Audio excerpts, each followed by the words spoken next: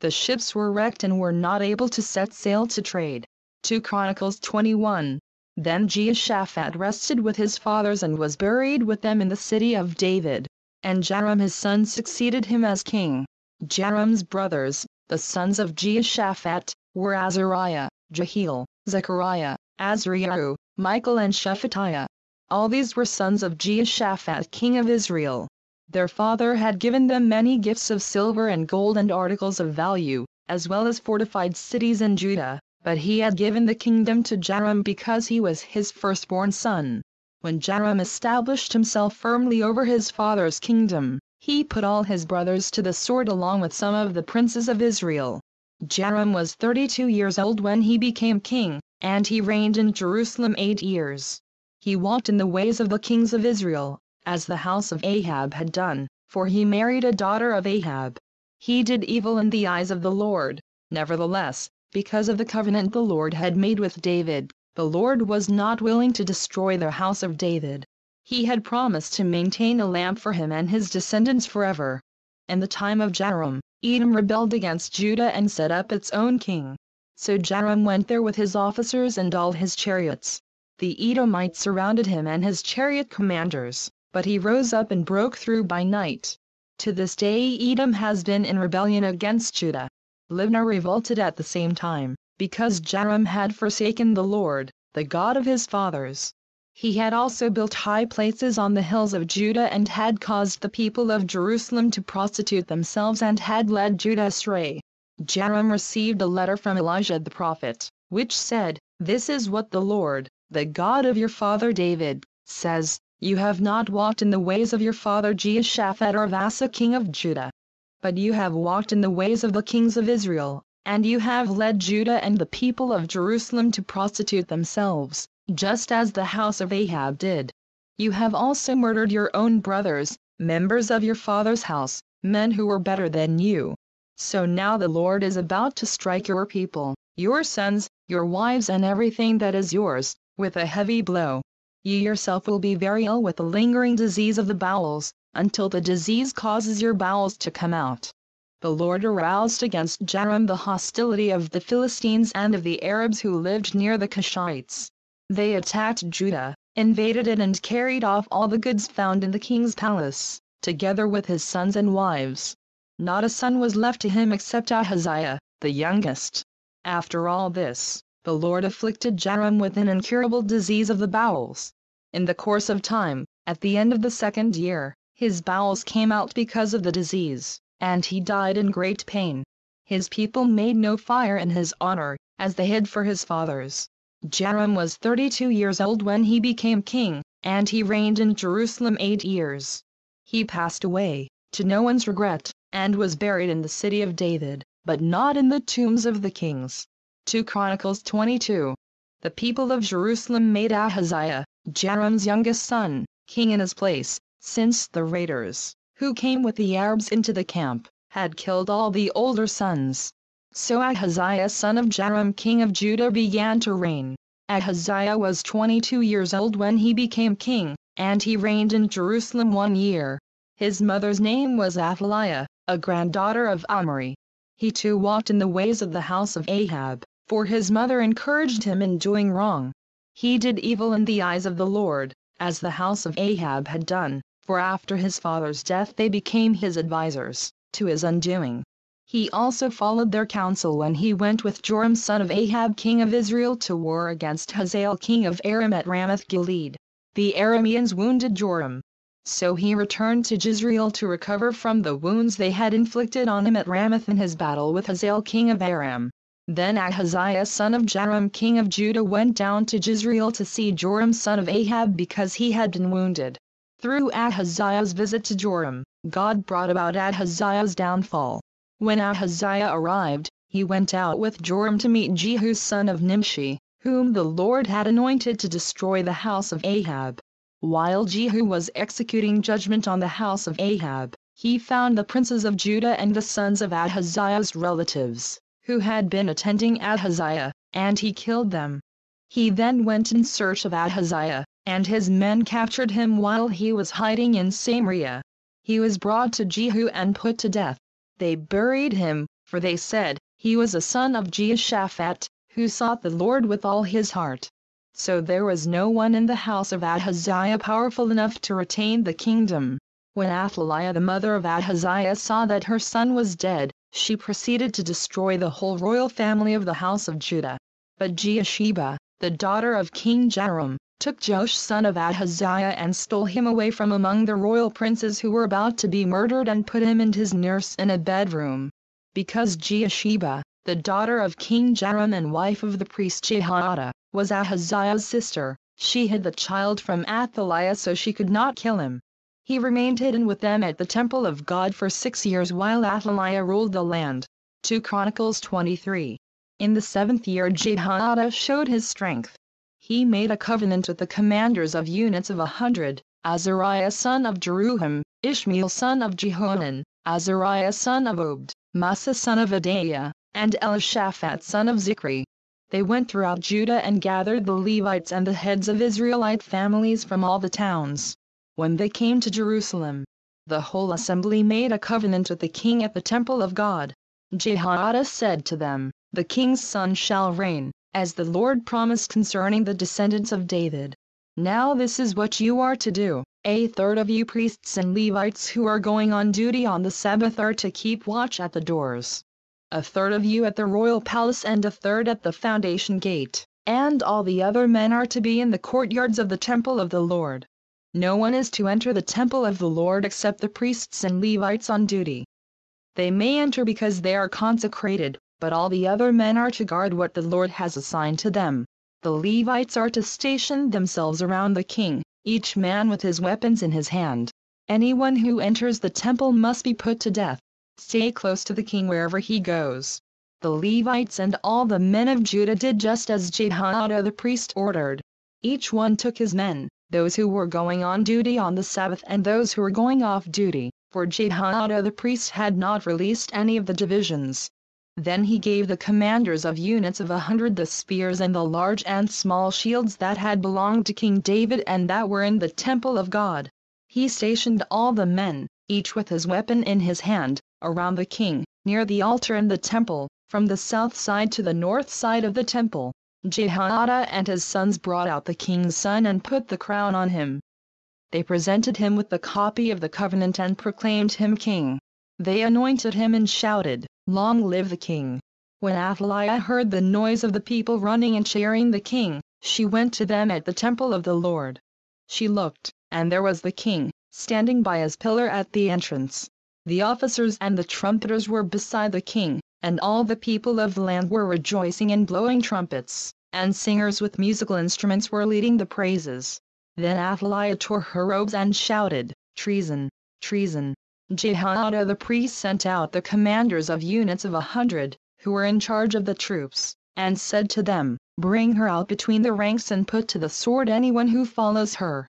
For the priest had said, "Do not put her to death at the temple of the Lord." So they seized her as she reached the entrance of the horse gate on the palace grounds, and there they put her to death. Jehoiada then made a covenant that he and the people and the king would be the Lord's people. All the people went to the temple of Baal and tore it down. They smashed the altars and idols and killed Mattan the priest of Baal in front of the altars. Then Jehoiada placed the oversight of the temple of the Lord in the hands of the priests, who were Levites, to whom David had made assignments in the temple, to present the burnt offerings of the Lord as written in the law of Moses, with rejoicing and singing, as David had ordered. He also stationed doorkeepers at the gates of the Lord's temple so that no one who was in any way unclean might enter. He took with him the commanders of hundreds, the nobles, the rulers of the people and all the people of the land and brought the king down from the temple of the Lord. They went into the palace through the upper gate and seated the king on the royal throne. And all the people of the land rejoiced. And the city was quiet, because Athaliah had been slain with the sword. 2 Chronicles 24. Joash was 7 years old when he became king, and he reigned in Jerusalem 40 years. His mother's name was Zibiah. She was from Beersheba. Joash did what was right in the eyes of the Lord all the years of Jehoiada the priest. Jehoiada chose 2 wives for him, and he had sons and daughters. Sometime later Joash decided to restore the temple of the Lord. He called together the priests and Levites and said to them, "Go to the towns of Judah and collect the money due annually from all Israel, to repair the temple of your God. Do it now." But the Levites did not act at once. Therefore the king summoned Jehoiada the chief priest and said to him, "Why haven't you required the Levites to bring in from Judah and Jerusalem the tax imposed by Moses the servant of the Lord and by the assembly of Israel for the tent of the testimony?" Now the sons of that wicked woman Athaliah had broken into the temple of God and had used even its sacred objects for the Baals. At the king's command, a chest was made and placed outside, at the gate of the temple of the Lord. A proclamation was then issued in Judah and Jerusalem that they should bring to the Lord the tax that Moses the servant of God had required of Israel in the desert. All the officials and all the people brought their contributions gladly, dropping them into the chest until it was full. Whenever the chest was brought in by the Levites to the king's officials and they saw that there was a large amount of money, the royal secretary and the officer of the chief priest would come and empty the chest and carry it back to its place. They did this regularly and collected a great amount of money. The king and Jehoiada gave it to the men who carried out the work required for the temple of the Lord. They hired masons and carpenters to restore the Lord's temple, and also workers in iron and bronze to repair the temple. The men in charge of the work were diligent, and the repairs progressed under them. They rebuilt the temple of God according to its original design and reinforced it. When they had finished, they brought the rest of the money to the king and Jehoiada, and with it were made articles for the Lord's temple, articles for the service and for the burnt offerings, and also dishes and other objects of gold and silver. As long as Jehoiada lived, burnt offerings were presented continually in the temple of the Lord. Now Jehoiada was old and full of years, and he died at the age of 130. He was buried with the kings in the city of David, because of the good he had done in Israel for God and his temple. After the death of Jehoiada, the officials of Judah came and paid homage to the king, and he listened to them. They abandoned the temple of the Lord, the God of their fathers, and worshipped Asherah poles and idols. Because of their guilt, God's anger came upon Judah and Jerusalem. Although the Lord sent prophets to the people to bring them back to him, and though they testified against them, they would not listen. Then the Spirit of God came upon Zechariah son of Jehoiada the priest. He stood before the people and said, "This is what God says, why do you disobey the Lord's commands? You will not prosper. Because you have forsaken the Lord, he has forsaken you."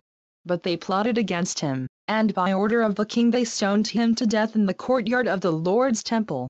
King Joash did not remember the kindness Zechariah's father Jehoiada had shown him but killed his son, who said as he lay dying, "May the Lord see this and call you to account." At the turn of the year, the army of Aram marched against Joash. It invaded Judah and Jerusalem and killed all the leaders of the people. They sent all the plunder to their king in Damascus. Although the Aramean army had come with only a few men, the Lord delivered into their hands a much larger army. Because Judah had forsaken the Lord, the God of their fathers, judgment was executed on Joash. When the Arameans withdrew, they left Joash severely wounded. His officials conspired against him for murdering the son of Jehoiada the priest, and they killed him in his bed. So he died and was buried in the city of David, but not in the tombs of the kings. Those who conspired against him were Zabad, son of Shemith an Ammonite woman, and Jehozabad, son of Shimrith a Moabite woman. The account of his sons, the many prophecies about him, and the record of the restoration of the temple of God are written in the annotations on the book of the Kings. And Amaziah his son succeeded him as king. 2 Chronicles 25. Amaziah was 25 years old when he became king, and he reigned in Jerusalem 29 years. His mother's name was Jehoram. She was from Jerusalem. He did what was right in the eyes of the Lord, but not wholeheartedly. After the kingdom was firmly in his control, he executed the officials who had murdered his father the king. Yet he did not put their sons to death, but acted in accordance with what is written in the law, in the book of Moses, where the Lord commanded, "Fathers shall not be put to death for their children, nor children put to death for their fathers. Each is to die for his own sins." Amaziah called the people of Judah together and assigned them according to their families to commanders of thousands and commanders of hundreds for all Judah and Benjamin. He then mustered those 20 years old or more and found that there were 300,000 men ready for military service, able to handle the spear and shield. He also hired 100,000 fighting men from Israel for 100 talents of silver. But a man of God came to him and said, "O king, these troops from Israel must not march with you, for the Lord is not with Israel, not with any of the people of Ephraim. Even if you go and fight courageously in battle, God will overthrow you before the enemy, for God has the power to help or to overthrow." Amaziah asked the man of God, "But what about the 100 talents I paid for these Israelite troops?" The man of God replied, "The Lord can give you much more than that." So Amaziah dismissed the troops who had come to him from Ephraim and sent them home. They were furious with Judah and left for home in a great rage. Amaziah then marshaled his strength and led his army to the Valley of Salt, where he killed 10,000 men of Seir. The army of Judah also captured 10,000 men alive, took them to the top of a cliff and threw them down so that all were dashed to pieces. Meanwhile the troops that Amaziah had sent back and had not allowed to take part in the war raided Judean towns from Samaria to Beth-horon. They killed 3,000 people and carried off great quantities of plunder. When Amaziah returned from slaughtering the Edomites, he brought back the gods of the people of Seir. He set them up as his own gods, bowed down to them and burned sacrifices to them. The anger of the Lord burned against Amaziah, and he sent a prophet to him, who said, "Why do you consult this people's gods, which could not save their own people from your hand?" While he was still speaking, the king said to him, "Have we appointed you an advisor to the king? Stop. Why be struck down?" So the prophet stopped but said, "I know that God has determined to destroy you, because you have done this and have not listened to my counsel." After Amaziah king of Judah consulted his advisors, he sent this challenge to Jehoash son of Jehoaz, the son of Jehu, king of Israel, "Come, meet me face to face." But Jehoash king of Israel replied to Amaziah king of Judah, "A thistle in Lebanon sent a message to a cedar in Lebanon, 'Give your daughter to my son in marriage.' Then a wild beast in Lebanon came along and trampled the thistle underfoot. You say to yourself that you have defeated Edom, and now you are arrogant and proud. But stay at home. Why ask for trouble and cause your own downfall and that of Judah also?" Amaziah, however, would not listen, for God so worked that he might hand them over to Jehoash, because they sought the gods of Edom. So Jehoash king of Israel attacked. He and Amaziah king of Judah faced each other at Beth-shemesh in Judah. Judah was routed by Israel, and every man fled to his home. Jehoash king of Israel captured Amaziah king of Judah, the son of Joash, the son of Ahaziah, at Beth-shemesh. Then Jehoash brought him to Jerusalem and broke down the wall of Jerusalem from the Ephraim gate to the corner gate, a section about 600 feet long. He took all the gold and silver and all the articles found in the temple of God that had been in the care of Obed-Edom, together with the palace treasures and the hostages, and returned to Samaria. Amaziah son of Joash king of Judah lived for 15 years after the death of Jehoash son of Jehoaz king of Israel. As for the other events of Amaziah's reign, from beginning to end, are they not written in the book of the kings of Judah and Israel? From the time that Amaziah turned away from following the Lord, they conspired against him in Jerusalem and he fled to Lachish, but they sent men after him to Lachish and killed him there. He was brought back by horse and was buried with his fathers in the city of Judah. 2 Chronicles 26. Then all the people of Judah took Uzziah, who was 16 years old, and made him king in place of his father Amaziah. He was the one who rebuilt Elath and restored it to Judah after Amaziah rested with his fathers. Uzziah was 16 years old when he became king, and he reigned in Jerusalem 52 years.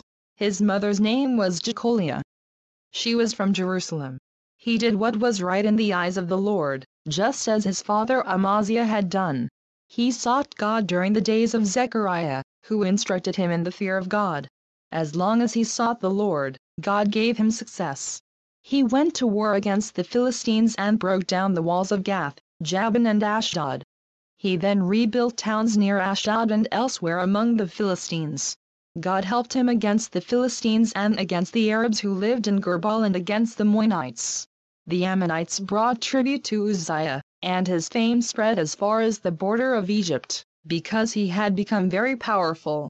Uzziah built towers in Jerusalem at the corner gate, at the valley gate and at the angle of the wall, and he fortified them. He also built towers in the desert and dug many cisterns, because he had much livestock in the foothills and in the plain. He had people working his fields and vineyards in the hills and in the fertile lands, for he loved the soil. Uzziah had a well-trained army, ready to go out by divisions according to their numbers as mustered by Jael the secretary and Massa the officer under the direction of Hananiah, one of the royal officials. The total number of family leaders over the fighting men was 2,600.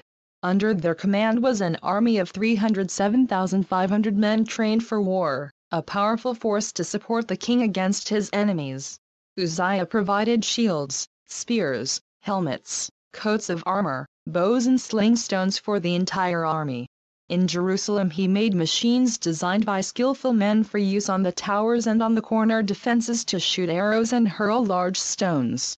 His fame spread far and wide, for he was greatly helped until he became powerful. But after Uzziah became powerful, his pride led to his downfall. He was unfaithful to the Lord his God, and entered the temple of the Lord to burn incense on the altar of incense. Azariah the priest with 80 other courageous priests of the Lord followed him in. They confronted him and said, "It is not right for you, Uzziah, to burn incense to the Lord. That is for the priests, the descendants of Aaron, who have been consecrated to burn incense. Leave the sanctuary, for you have been unfaithful. And you will not be honored by the Lord God." Uzziah, who had a censer in his hand ready to burn incense, became angry. While he was raging at the priests in their presence before the incense altar in the Lord's temple, leprosy broke out on his forehead. When Azariah the chief priest and all the other priests looked at him, they saw that he had leprosy on his forehead, so they hurried him out. Indeed, he himself was eager to leave, because the Lord had afflicted him. King Uzziah had leprosy until the day he died. He lived in a separate house, leprous, and excluded from the temple of the Lord. Jotham his son had charge of the palace and governed the people of the land. The other events of Uzziah's reign, from beginning to end, are recorded by the prophet Isaiah son of Amoz. Uzziah rested with his fathers and was buried near them in a field for burial that belonged to the kings, for people said, "He had leprosy." And Jotham his son succeeded him as king. 2 Chronicles 27. Jotham was 25 years old when he became king, and he reigned in Jerusalem 16 years. His mother's name was Jerusha daughter of Zadok. He did what was right in the eyes of the Lord, just as his father Uzziah had done, but unlike him he did not enter the temple of the Lord. The people, however, continued their corrupt practices. Jotham rebuilt the upper gate of the temple of the Lord and did extensive work on the wall at the hill of Ophel. He built towns in the Judean hills and forts and towers in the wooded areas. Jotham made war on the king of the Ammonites and conquered them. That year the Ammonites paid him 100 talents of silver, 10,000 cores of wheat and 10,000 cores of barley. The Ammonites brought him the same amount also in the second and third years. Jotham grew powerful because he walked steadfastly before the Lord his God.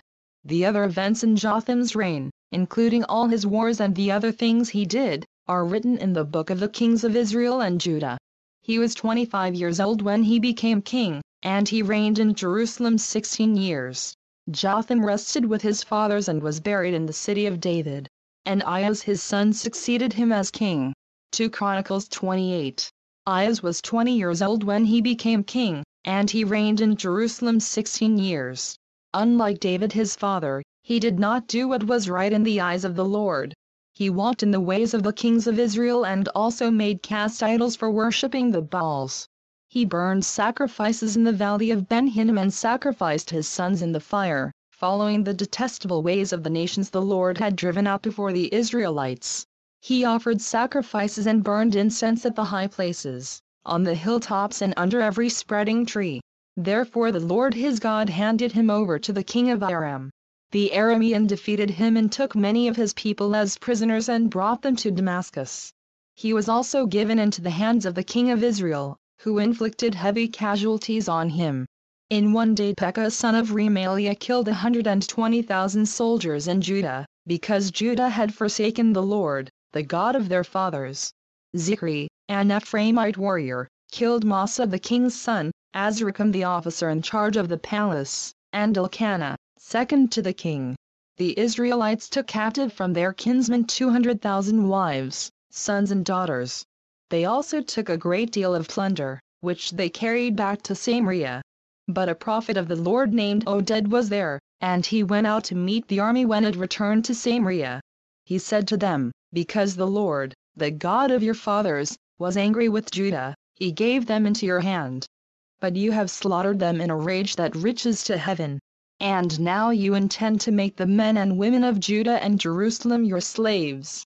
But aren't you also guilty of sins against the Lord your God? Now listen to me. Send back your fellow countrymen you have taken as prisoners, for the Lord's fierce anger rests on you."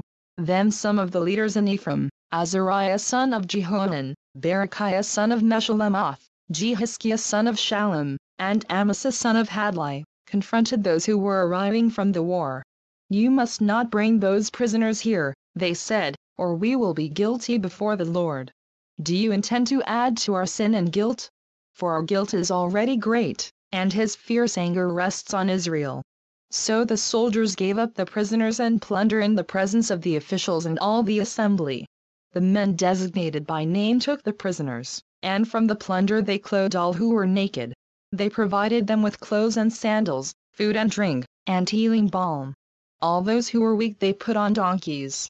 So they took them back to their fellow countrymen at Jericho, the city of palms, and returned to Samaria.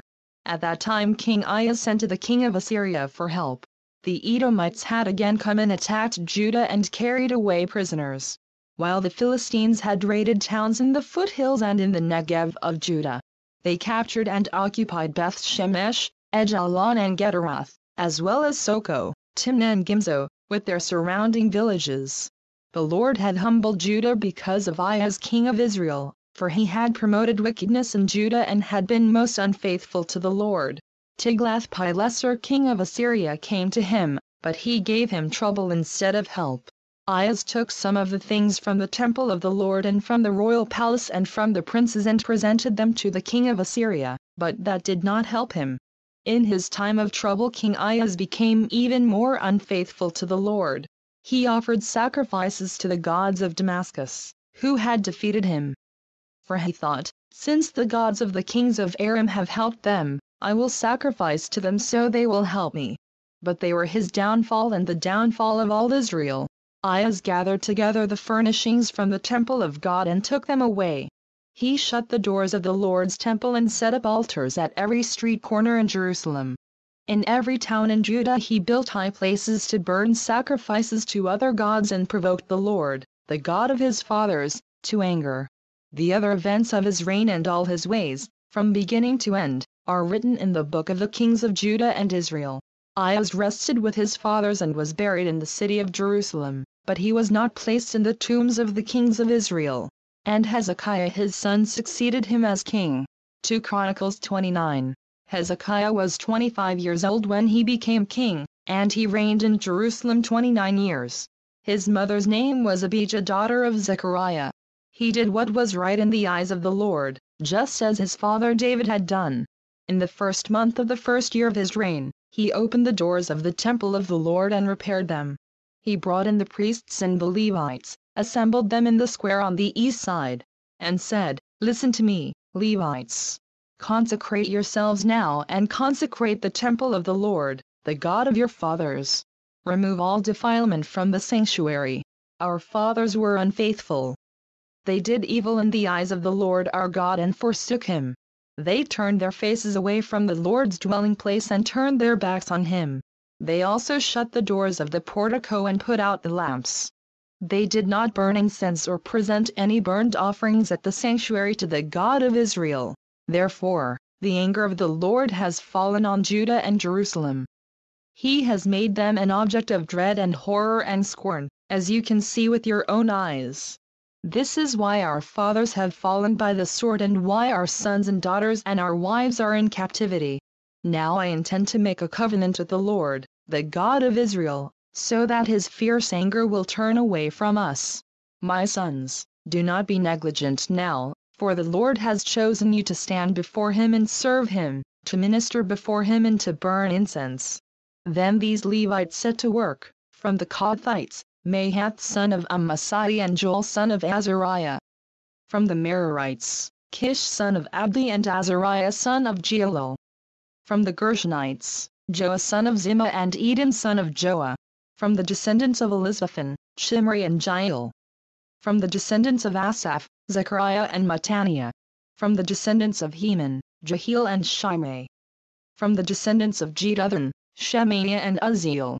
When they had assembled their brothers and consecrated themselves, they went in to purify the temple of the Lord, as the king had ordered, following the word of the Lord. The priests went into the sanctuary of the Lord to purify it. They brought out to the courtyard of the Lord's temple everything unclean that they found in the temple of the Lord. The Levites took it and carried it out to the Kidron Valley. They began the consecration on the first day of the first month, and by the 8th day of the month they reached the portico of the Lord. For 8 more days they consecrated the temple of the Lord itself, finishing on the 16th day of the first month. Then they went in to King Hezekiah and reported, "We have purified the entire temple of the Lord, the altar of burnt offering with all its utensils, and the table for setting out the consecrated bread, with all its articles. We have prepared and consecrated all the articles that King Ahaz removed in his unfaithfulness while he was king. They are now in front of the Lord's altar." Early the next morning King Hezekiah gathered the city officials together and went up to the temple of the Lord. They brought 7 bulls, 7 rams, 7 male lambs and 7 male goats as a sin offering for the kingdom, for the sanctuary and for Judah. The king commanded the priests, the descendants of Aaron, to offer these on the altar of the Lord. So they slaughtered the bulls, and the priests took the blood and sprinkled it on the altar. Next they slaughtered the rams and sprinkled their blood on the altar. Then they slaughtered the lambs and sprinkled their blood on the altar. The goats for the sin offering were brought before the king and the assembly, and they laid their hands on them. The priests then slaughtered the goats and presented their blood on the altar for a sin offering to atone for all Israel, because the king had ordered the burnt offering and the sin offering for all Israel. He stationed the Levites in the temple of the Lord with cymbals, harps and lyres in the way prescribed by David and Gad the king's seer and Nathan the prophet. This was commanded by the Lord through his prophets. So the Levites stood ready with David's instruments, and the priests with their trumpets. Hezekiah gave the order to sacrifice the burnt offering on the altar. As the offering began, singing to the Lord began also, accompanied by trumpets and the instruments of David king of Israel. The whole assembly bowed in worship, while the singers sang and the trumpeters played. All this continued until the sacrifice of the burnt offering was completed. When the offerings were finished, the king and everyone present with him knelt down and worshipped. King Hezekiah and his officials ordered the Levites to praise the Lord with the words of David and of Asaph the seer. So they sang praises with gladness and bowed their heads and worshipped. Then Hezekiah said, "You have now dedicated yourselves to the Lord. Come and bring sacrifices and thank offerings to the temple of the Lord." So the assembly brought sacrifices and thank offerings, and all whose hearts were willing brought burnt offerings. The number of burnt offerings the assembly brought was 70 bulls, 100 rams and 200 male lambs, all of them for burnt offerings to the Lord. The animals consecrated as sacrifices amounted to 600 bulls and 3,000 sheep and goats. The priests, however, were too few to skin all the burnt offerings. So their kinsmen the Levites helped them until the task was finished and until other priests had been consecrated, for the Levites had been more conscientious in consecrating themselves than the priests had been. There were burnt offerings in abundance, together with the fat of the fellowship offerings and the drink offerings that accompanied the burnt offerings. So the service of the temple of the Lord was re-established. Hezekiah and all the people rejoiced at what God had brought about for his people, because it was done so quickly. 2 Chronicles 30. Hezekiah sent word to all Israel and Judah and also wrote letters to Ephraim and Manasseh, inviting them to come to the temple of the Lord in Jerusalem and celebrate the Passover to the Lord, the God of Israel. The king and his officials and the whole assembly in Jerusalem decided to celebrate the Passover in the second month. They had not been able to celebrate it at the regular time because not enough priests had consecrated themselves and the people had not assembled in Jerusalem. The plan seemed right both to the king and to the whole assembly. They decided to send a proclamation throughout Israel, from Beersheba to Dan, calling the people to come to Jerusalem and celebrate the Passover to the Lord, the God of Israel. It had not been celebrated in large numbers according to what was written. At the king's command, couriers went throughout Israel and Judah with letters from the king and from his officials, which read, "People of Israel, return to the Lord, the God of Abraham, Isaac and Israel, that he may return to you who were left, who have escaped from the hand of the kings of Assyria. Do not be like your fathers and brothers, who were unfaithful to the Lord, the God of their fathers, so that he made them an object of horror, as you see. Do not be stiff-necked, as your fathers were. Submit to the Lord. Come to the sanctuary, which he has consecrated forever. Serve the Lord your God, so that his fierce anger will turn away from you. If you return to the Lord, then your brothers and your children will be shown compassion by their captors and will come back to this land, for the Lord your God is gracious and compassionate. He will not turn his face from you if you return to him." The couriers went from town to town in Ephraim and Manasseh, as far as Zebulun, but the people scorned and ridiculed them. Nevertheless, some men of Asher, Manasseh and Zebulun humbled themselves and went to Jerusalem. Also in Judah the hand of God was on the people to give them unity of mind to carry out what the king and his officials had ordered, following the word of the Lord. A very large crowd of people assembled in Jerusalem to celebrate the Feast of Unleavened Bread in the second month. They removed the altars in Jerusalem and cleared away the incense altars and threw them into the Kidron Valley. They slaughtered the Passover lamb on the 14th day of the second month. The priests and the Levites were ashamed and consecrated themselves and brought burnt offerings to the temple of the Lord. Then they took up their regular positions as prescribed in the law of Moses the man of God. The priests sprinkled the blood handed to them by the Levites.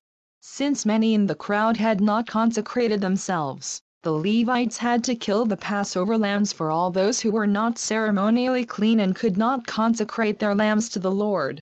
Although most of the many people who came from Ephraim, Manasseh, Issachar and Zebulun had not purified themselves, yet they ate the Passover, contrary to what was written.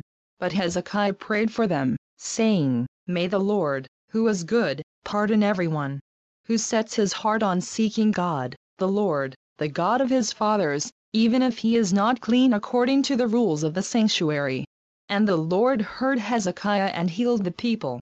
The Israelites who were present in Jerusalem celebrated the Feast of Unleavened Bread for 7 days with great rejoicing, while the Levites and priests sang to the Lord every day, accompanied by the Lord's instruments of praise. Hezekiah spoke encouragingly to all the Levites, who showed good understanding of the service of the Lord. For the 7 days they ate their assigned portion and offered fellowship offerings and praised the Lord, the God of their fathers. The whole assembly then agreed to celebrate the festival 7 more days. So for another 7 days they celebrated joyfully. Hezekiah king of Judah provided 1,000 bulls and 7,000 sheep and goats for the assembly, and the officials provided them with 1,000 bulls and 10,000 sheep and goats. A great number of priests consecrated themselves. The entire assembly of Judah rejoiced, along with the priests and Levites and all who had assembled from Israel, including the aliens who had come from Israel and those who lived in Judah. There was great joy in Jerusalem, for since the days of Solomon son of David king of Israel there has been nothing like this in Jerusalem. The priests and the Levites stood to bless the people, and God heard them, for their prayer reached heaven, his holy dwelling place. 2 Chronicles 31. When all this had ended, the Israelites who were there went